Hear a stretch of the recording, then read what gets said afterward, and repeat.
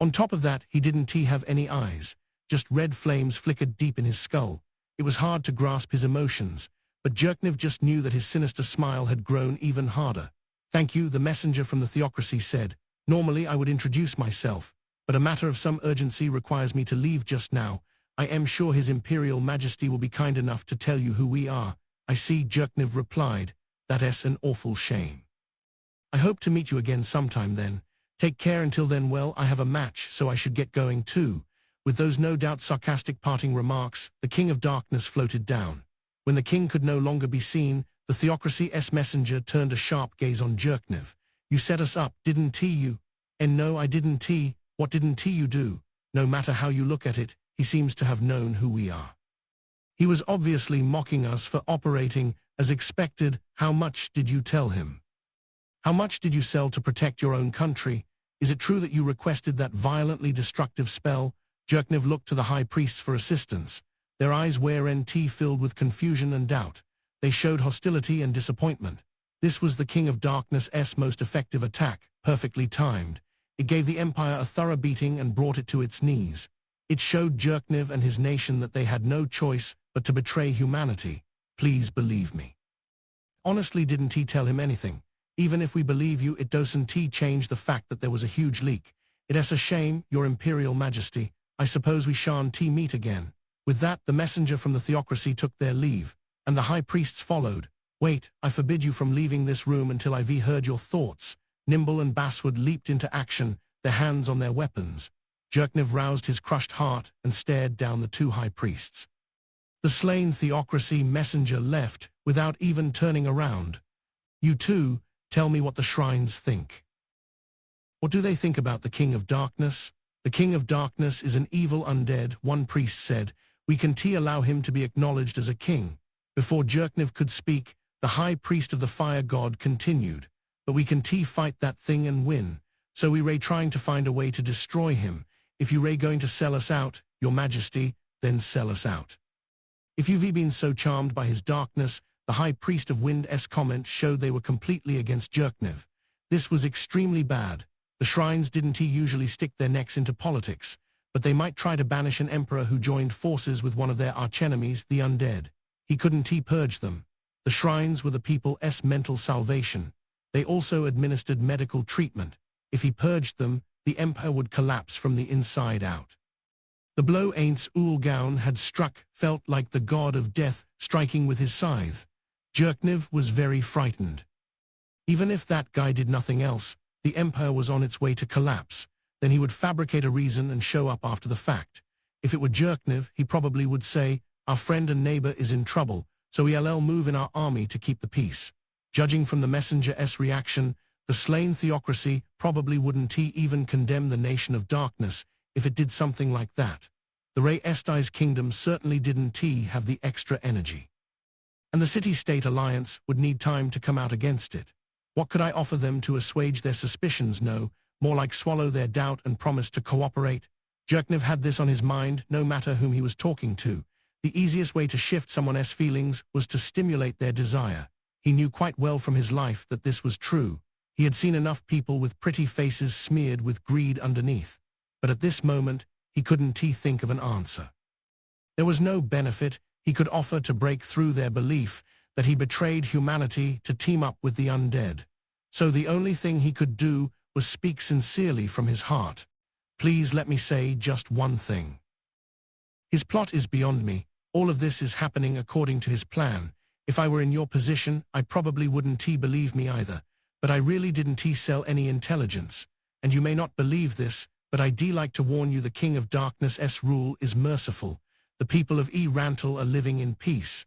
But we don't know how long that will continue. Perhaps not, but they're safe right now. If we try to fight with no chance of winning, our country will go straight down the path to ruin. So I ask that you avoid doing anything too hastily." The two high priests looked at each other, and when they turned back to Jerkniv, the hostility in their eyes had lessened. "It seems we got a little emotional. Certainly from the rumors we heard, it's impossible to rule out that everything was part of that undead-esque conspiracy. Let us meet again sometime. Thank you. And before that, I have one favor to ask of you. I want you to watch his fight in the arena, And if you can think of a way to defeat him, tell me. Jerkniv bowed. He couldn't win against Aints with conspiracies and other strategizing. If they were going to fight on an equal footing at all, the human spirit was probably their trump card. A cheer went up from below and Jerkniv looked over. Do your utmost, Martial King. O gods, he prayed in all seriousness for the Martial King's victory. It had been a while since he had visited the imperial capital.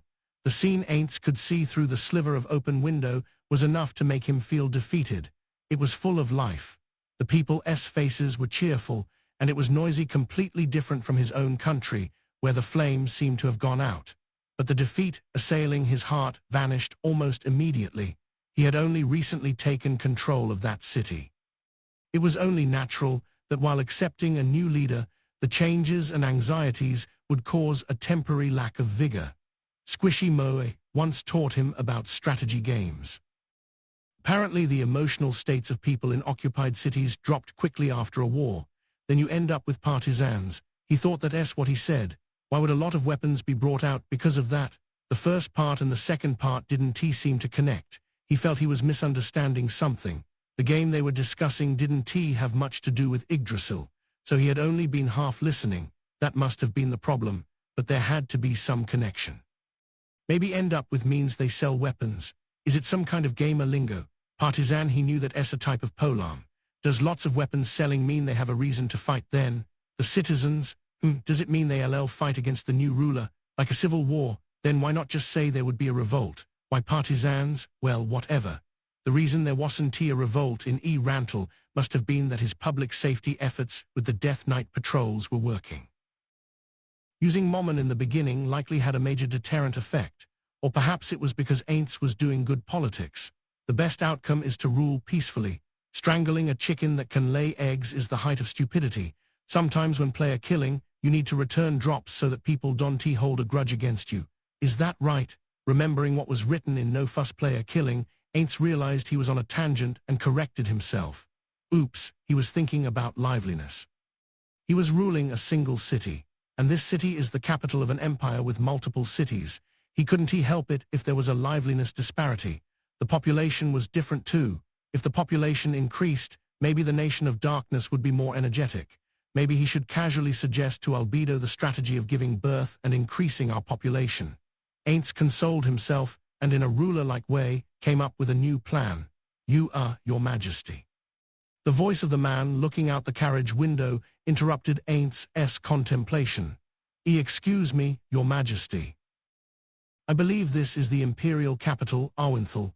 The voice of the man he had practically forced to come with him shook as he spoke. Yes, that's right. Just what I'd expect from the Adventurers Guild Master. I am impressed that you knew it on sight. Thank you very much. Wait, I don't recall going through a checkpoint. Are we entering illegally? That was true. He had used gate to come directly to the capital. They hadn't passed through any checkpoints. It was a trivial matter. It is not a trivial matter. It will most certainly be an international issue if a king illegally enters another country. He couldn't mention that Jerkniv did the same thing when he came to Nazarick. Common sense was on the guild master's side. Aints was undoubtedly in the wrong.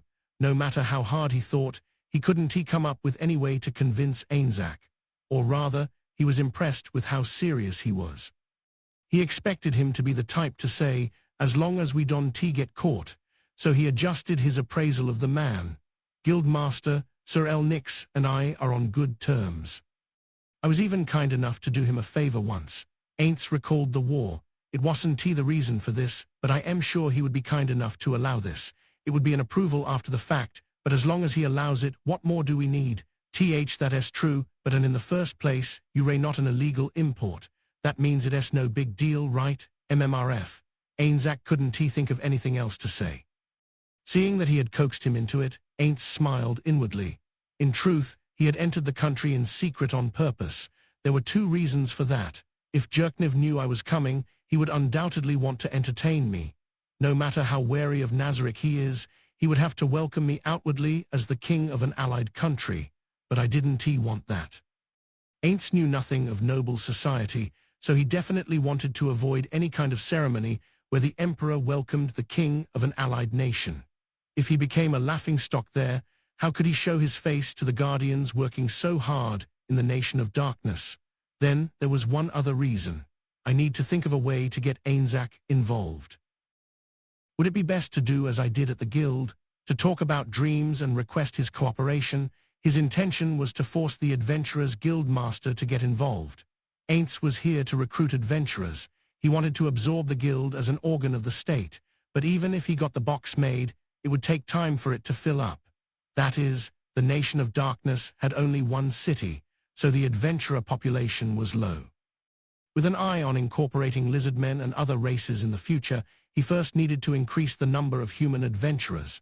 Hence the scouting. If he didn't have enough adventurers, he could bring them in from neighboring countries. But as everyone knows, recruiting is no easy feat, especially the type Ainz needed to do. Cold calling was no different from the toughest types of sales jobs. As Ainzak had said, adventurers were free. But in reality, they figured into the national anti-monster defense strategy. Removing them by force would invite an intense backlash.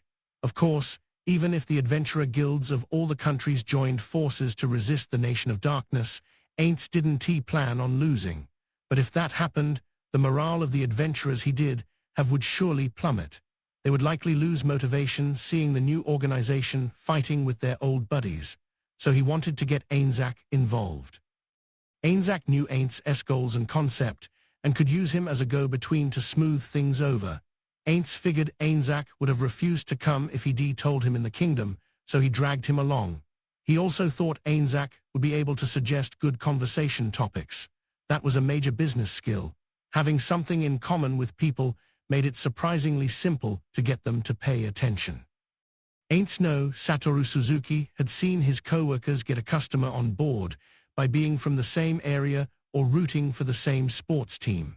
As Momon, Ainz had gotten to know a fair amount about how adventurers worked. He had climbed the ranks quickly, so he didn't know the struggles they faced. This put the guild master in the middle, fostering a sense of familiarity. The guild master had also climbed the ranks and had been watching adventurers. In other words, the success of his activities in the Empire during this trip depended on Ainzak. The question was how to motivate him. If it depended on compensation, he would pay a decent sum, but he didn't think that would work on Ainzak. Go. When Ainz called to the box seat, the carriage silently began to move. The driver was Hanzo, a monster over level 80 that Ainz had summoned with what little money he had. Hanzo was one of the most ninja-like humanoid monsters. He excelled at discovering clandestine operations. Monsters of the same level range included Kashinkoji, who excelled at illusion Fuma, who excelled at unarmed combat and special skills, and Tobikato, who excelled at armed combat. The carriage continued on, and the passenger compartment bumped along. He had chosen a regular carriage rather than an enchanted one that might stick out. So, Your Majesty, King of Darkness. You haven't told me yet, so may I ask, what are you planning to do now that we've arrived in the imperial capital? We talked about my objective in coming here, so you must know. Ainzak furrowed his brow. To invite adventurers to my country? Ainzak's expression was subdued. He clearly didn't approve. You're going to recruit adventurers from the Empire? That's right. I am going to poach adventurers from this country. Though it was war, he had just killed a lot of Rey Esti's soldiers. It would be difficult to pull adventurers from there. Plus, Albedo was visiting the kingdom. He didn't want to cause her trouble. If that was the case, then his best option was his ally the Empire. Places that were a bit farther away, such as the City-State Alliance, he was gathering information about via Fluda. But he was scared to mess with them without consulting Albedo or Demiurge first. How are you thinking to do that? Ainzak took a deep breath. Your Majesty, I was deeply impressed when I encountered your ideas about adventurers, so I would like to cooperate as much as I can, but that might be because I am really more on the system side of things.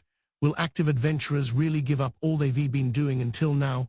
Honestly, I think it's a lot to ask, especially when it comes to imperial adventurers. A refreshing happiness welled up in Ainz's breast.